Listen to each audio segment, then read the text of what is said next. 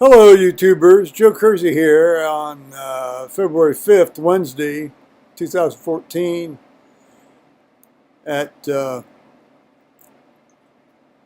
o'clock in the evening, Eastern Time. This is a picture which I will talk to you about here shortly. It was sent to me today by a friend of mine from out in Los Angeles, the Los Angeles area, that he's a fellow I went to Europe with in 1971. And his dad, who was out there still, very much alive, thank God, sent him this picture from one of these genealogy websites, and it has 3 of my relatives in it.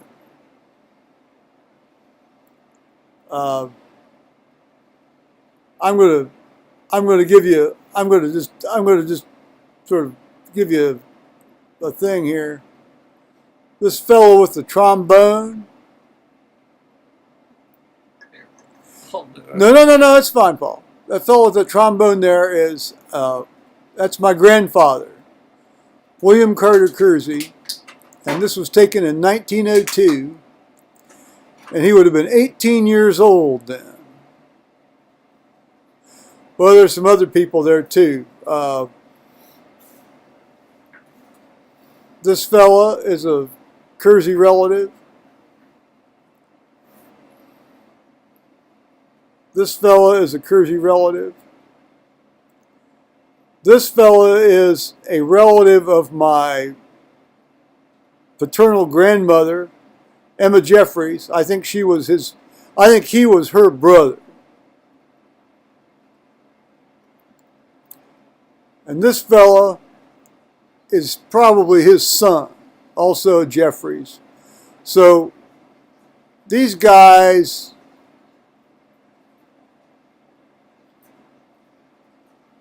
are cousins, first or second cousins to my grandfather, William Carter.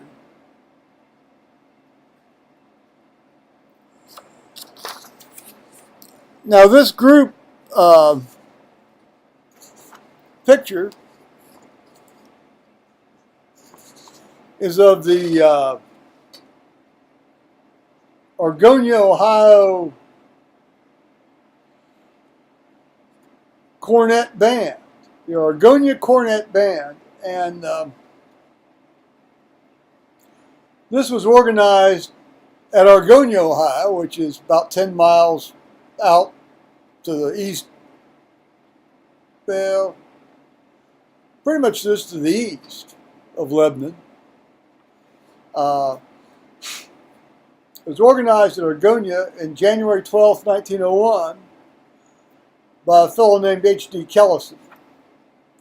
And it did its first gig, if you will, at Clarksville, Ohio, which is over in northwest Clinton County. Well, it's about 7 miles northwest of Blanchester, Ohio, in Clinton County. So I guess it's more like in western Clinton County. Southwestern Clinton County, actually, come to think of it. Did its first gig at Clarksville on May 30th of 1901. So it obviously played at a Memorial Day ceremony of some sort. That was when people used to take Memorial Day seriously. I mean, really seriously. Because you still had a lot of guys around that had fought in the Civil War. They were still alive.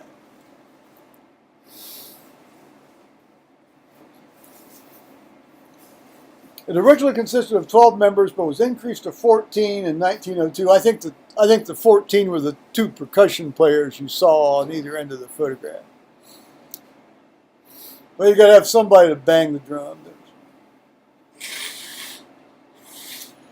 On April 6, 1901, the band was fortunate to secure as instructor Professor Ben Lewis of Lebanon, the best musician and instructor in the county. Under his excellent directorship, the band made rapid progress. Well, one wonders what what they were like before? Are they damning with faint praise? And soon had a local reputation as being a most promising organization. Most promising organization. Also, perhaps, a weasel begged the issue phrase. Well, I don't know.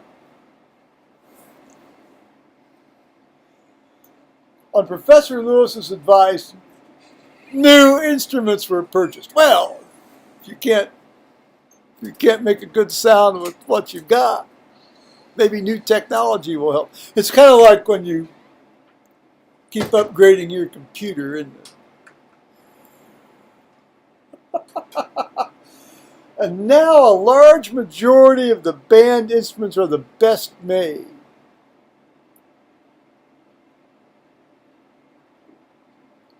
I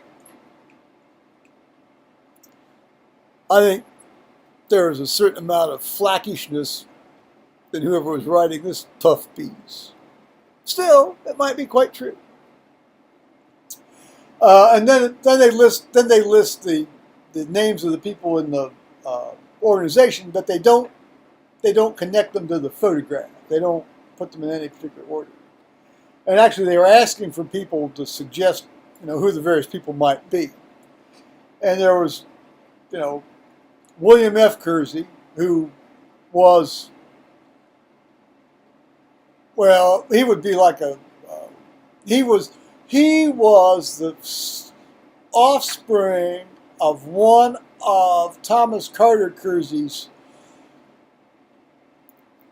8 other siblings. Well, brothers. Well, no, 8 other. Well, one of his brothers. I mean, there were 8. There were 8, so it had to be one of his brothers because it's the same last name. And then 2 Huffmans who were playing clarinet. All those guys played clarinets, and I think the guy on the left side there, the photograph, well, the right side of the photograph I showed you, who was playing clarinet, is W.F. Kersey.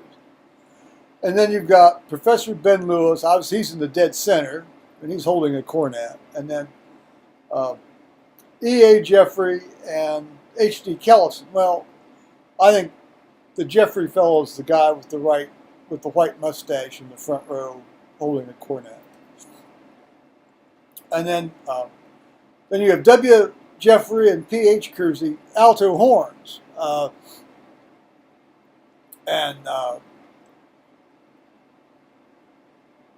think the W. Jeffrey, I think, is the son or maybe the nephew of E.A. Jeffrey. Then you have W.C. Kersey and D.W. Williams trombones. And I think I told you who I thought my granddad was. And then there are several others. C.E. Bradbury baritone, E.M. Sherwood tuba, W.C. Sherwood, H.E. Wilson drums.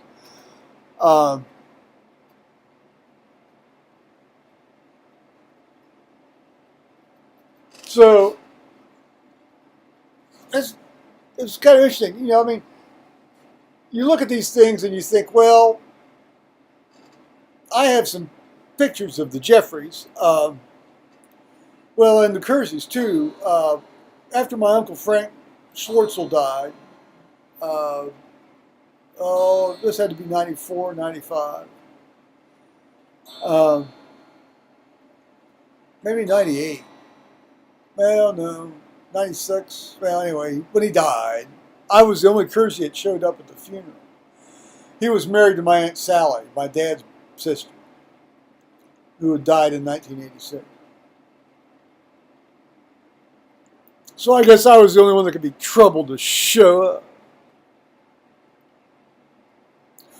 But what I met, much to my surprise, was one of my dad's first cousins, who was, he was almost 90. And another fellow who was, he wasn't my dad's first cousin, but he would have been his second cousin. He might have been one of these guys in the picture, for all I know. And they said, when we saw you walk in here, we thought there was a ghost. They said, we thought Joe had arrived. Well, Joe had arrived, but not the Joe they were thinking of. And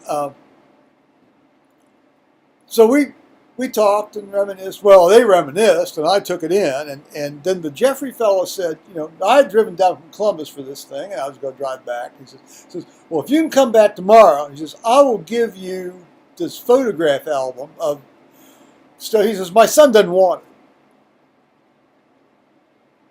it. I said, you just say the time, I will be down there. And I went down there. This guy gave me a photograph album, about 120 photographs that dated back to the 1840s.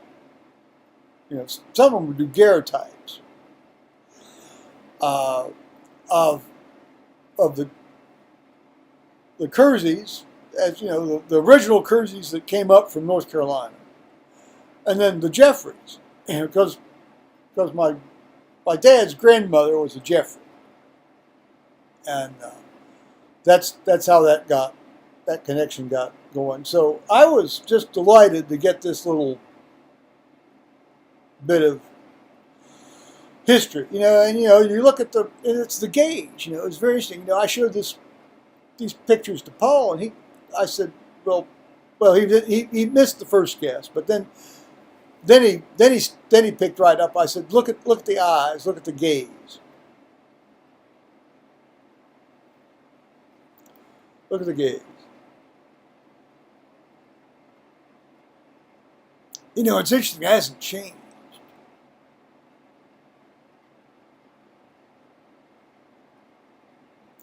And also, look at the tiny Kersey hands.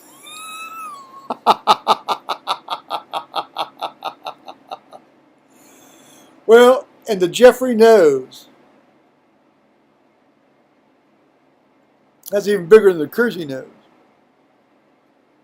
Well, that's kind of helped by the Baldwin nose, too. That's all right.